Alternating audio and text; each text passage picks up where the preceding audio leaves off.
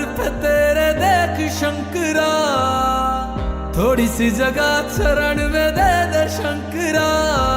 तेरी शरण में आके भोलेनाथ दूर हो जाती है हर परेशानी। तूने ही लिखी है मेरी ये दास्तां, तू ही संवारेगा मेरी कहानी। यूं ना मुझको दूर कर, अब तो मुझको खुद में समा। भक्त वत्सलाय नमः, शीत कंठाय नमः, कृपा मुझ पे रखना, मेरी गलतियों को करके क्षमा। भक्त वत्सलाय नमः, शीत कंठाय नमः, कृपा मुझ पे रखना, मेरी गलतियों को करके क्षमा।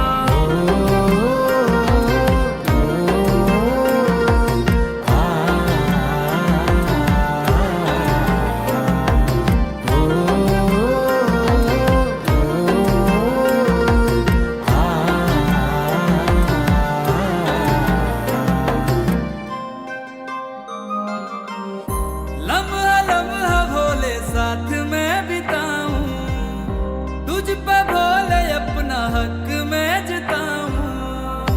हाल क्या है तेरे बिन तू ही जाने, शिव से प्रेम कितना कैसे मैं बताऊं।